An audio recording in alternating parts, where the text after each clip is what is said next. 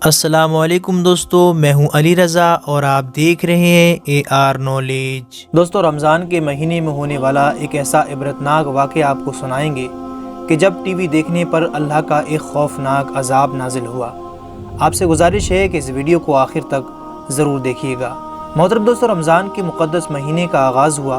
لوگوں میں بڑی خوشی کا ماحول تھا۔ اسی علاقے میں ماں اور اس کی بیٹی دونوں ایک ہی گھر میں رہا کرتے تھے۔ ہر رمضان کے آغاز میں ان کے یہاں مہمان آنے کا دستور تھا۔ اس کی ماں نے اپنی بیٹی سے کہا کہ آج مہمان آنے والے ہیں، تم جلدی سے میرے ساتھ افطاری میں میرا ہاتھ بٹاؤ۔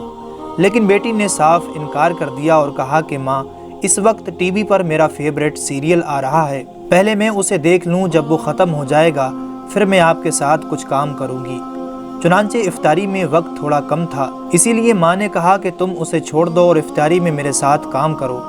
مگر بیٹی نے ماں کی بات بالکل نہ سنی اور اس بات کو انسنا کر اوپر والے کمرے میں ٹی وی دیکھنے چلی گئی، اور تاکہ اس کو کوئی پریشان نہ کر سکے اس لیے کمرے کو اندر سے لاک بھی کر دیا، اور پھر وہ اپنا فیورٹ سیریل دیکھنے میں مشغول ہو گئی۔ نیچے ماں نے اپنی بیٹی کو کافی آوازیں دی مگر اس نے کوئی بھی پرواہ نہیں کی۔ ماں سے افطاری کے لیے جتنا سامان ہو سکا اتنا تیار کر لیا۔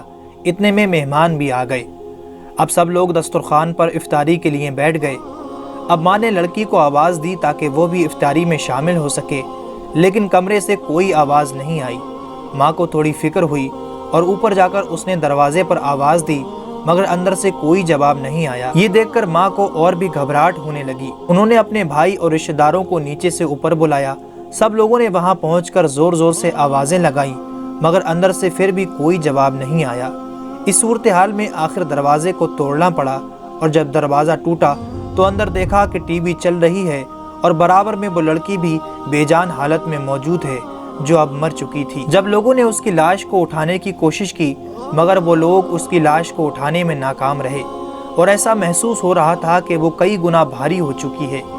یہ دیکھ کر سب لوگ بڑے پریشان تھے کہ آخر یہ لاش کیسے اٹھے گی۔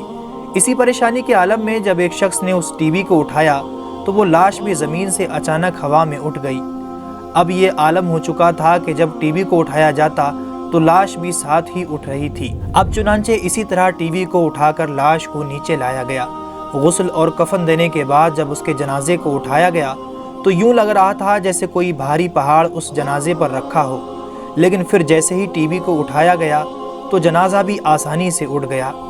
اب ٹی وی جنازے کے آگے آگے چلتا اور اسی طرح جنازے کو قبرستان لے جایا گیا۔ نماز جنازہ کے بعد جب اس میت کو قبر میں اتارا اور دفنانے کے بعد جب لوگ واپس ہونے لگے تو کچھ لوگوں نے کہا کہ اب ٹی وی کو بھی واپس لے چلو، لیکن جب ٹی وی کو واپس لے جانے لگے تو اس لڑکی کی لاش اچانک قبر سے باہر نکل آئی۔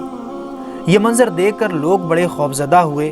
لوگوں نے ٹی وی کو پھر سے وہیں رکھا اور پھر سے اس لاش کو دفنانے کے بعد جب دوبارہ سے اس ٹی وی کو لے جانے لگے تو پھر سے وہی ہوا کہ وہ لاش قبر سے باہر آ گئی۔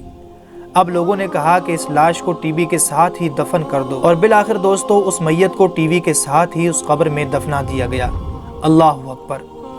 اس واقعے سے ہمیں عبرت حاصل کرنی چاہیے اور رمضان جیسے مقدس اور بابرکت مہینے کو بے فضول کے کاموں میں ضائع نہیں کرنا چاہیے۔ اللہ تعالی ہم سب کو اس پر عمل کرنے کی توفیق عطا فرمائے، آمین ثم آمین۔ اگر آپ کو یہ ویڈیو پسند آیا ہو تو اسے لائک اور اپنے تمام دوستوں کو شیئر ضرور کیجیے گا، اور مزید ایسی اچھی ویڈیوز کے لیے ہمارے چینل کو بھی سبسکرائب ضرور کیجیے گا۔ ہماری اگلی ویڈیوز آنے تک اپنا اور اپنوں کا بہت خیال رکھیے گا۔ جب تک کے لیے اللہ حافظ۔